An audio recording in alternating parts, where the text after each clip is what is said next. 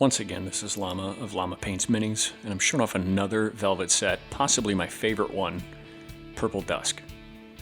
Now, while these colors may seem on the surface to be monochromatic, they're anything but. This may be my favorite set, and we'll go from left to right. The colors here are indigo, violet, dark purple, Perylene violet, wine, and carmine. From left to right, they go from more blue to more red, respectively. You'd think this seems kind of monochromatic, but they're really not. Now, this face here I painted almost exclusively with the Pastel Notes Artist set and a little bit of white. And if you'd like to see a tutorial on that, leave a comment, and I'd be happy to show you how I did it. Now here I'm just laying them out from left to right on the palette, just as you see them in the box.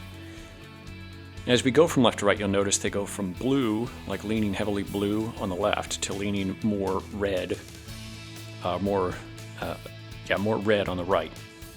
And I'm just going to take a Kimera Kolinsky sable brush, and I'm going to grab first the wine and the carmine, and I'm going to mix them together. Now that face I painted with the pastel notes and a little bit of white looks good, but it's lacking a little life. It's a little flat, a little pastel, dare I say. And so I'm just going to use the velvets here primarily to shift the colors of the mini to add a little depth, a little more life. Because while we have seen in previous videos that they're very heavily pigmented and can completely saturate a surface, we can also use these to shift or tint something in one direction or another. And as a painter, my personal preference for shading or adding a little life into the depths of a miniature, I tend to lean towards the purple shadows anyway, so naturally this set was going to be one of my favorites. And thankfully I've been permitted to take a crack at it while working on this here. And you can see I inserted a little bit of pigment into the eyes to simulate tear ducts or redness in the eyes. And now I'm going for this indigo here, this very blue purple, and mixing a little bit of the carmine. So now we're seeing the opposite ends. I'm just going to shift his face a little farther. We've got a dramatic lighting coming from the right. And now I'm just going to make it a little more interesting in the shadows. And so here I'm just blocking or framing in the basic shadow. I'm not worrying too much about being neat. And the nice thing about a lot of these velvets is they have a pretty good work time. So if you just get a damp brush, you can go right back in and feather out the edge. And now you can see it's nice and smooth. And now you've got a dramatic contrast.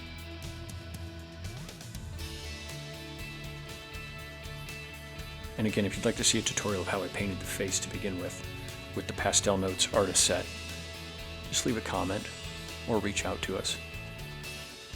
Here I'm adding a little bit of a cast shadow where his hair folds over his face. And cast shadows are a pretty tough concept, but really this made it quite easy.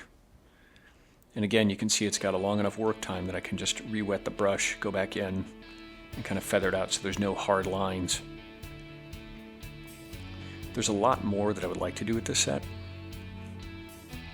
especially if you're working with panel lining or adding interesting depth to something that might otherwise seem kind of flat. So think of even something like an Imperial Fist Space Marine, right? They're known for that yellow color, but you don't want it to look too flat, too egg yolky without inserting some depth. And we've seen the trick where people lay down a coat of magenta or pink first, maybe with an airbrush or what have you, and then go over it with yellow, and it makes it more interesting. Well, this way, you could paint your yellow straight over a white or light gray primer, and then you could go back in with any of these, just thin down a bit. As you can see on that left side, his right side, our left side of his face, you've got some yellows in there from the peachy skin tone of the artist set, with a little purple in the shadows. It makes it very dramatic. And on the nose, I'm showing that it can even work on very small, fine details, and not just big surfaces. These brushes, of course, these Kolinsky brushes from Kimera, keep a very sharp point, but have a good-sized belly that can hold quite a bit of moisture, so I'm able to work for a good length of time without having to reload or re-wet the brush. After some shipping issues, I think the Kimera Kolinsky Sable brushes are now finally going to be available for people, or at least for pre-order. As well as the velvets, they're now out for pre-order if you head over to Dracoya.com, the distributor for the Kimera products. You can use my name and the number 10, that's Llama10, and get 10% off. And they'll be sent to you from the distributor in the United States. And here I'm just really seeing how far down I can dilute to turn it into just a glaze or a tint to add a little life to the bridge of his nose there. In other areas where there are creases and crevices, not any hard lines. I want him to look fairly youthful and vibrant.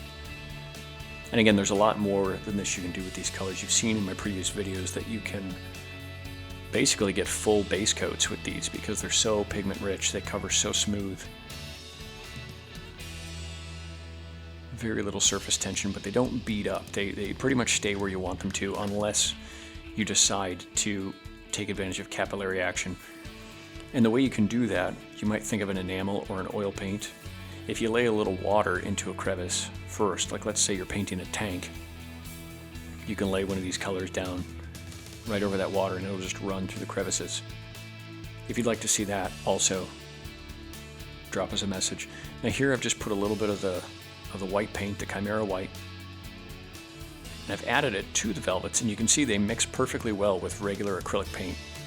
And so I'm doing it to add some specular highlights to the face, but to make it more interesting by including a little bit of that carmine and the wine colors.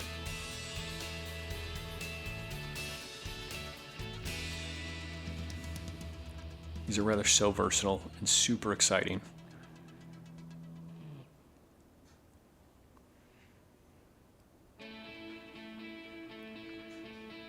This is a pretty dramatic look we're going for here on his face. And there it's very easy. You can see how sharp the brush is and how well the velvet flows. It just lines the lip perfectly.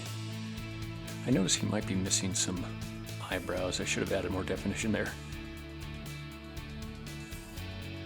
Again, I'm mixing a little bit of white. And when you do that, you can really refine things. And there you can see a picture of what he looked like before, which was fine, but he was a little desaturated, a little lifeless. And now we've injected a lot of life into him. So again, if you want these, go to Dracoya.com, use the code Llama10, save 10%.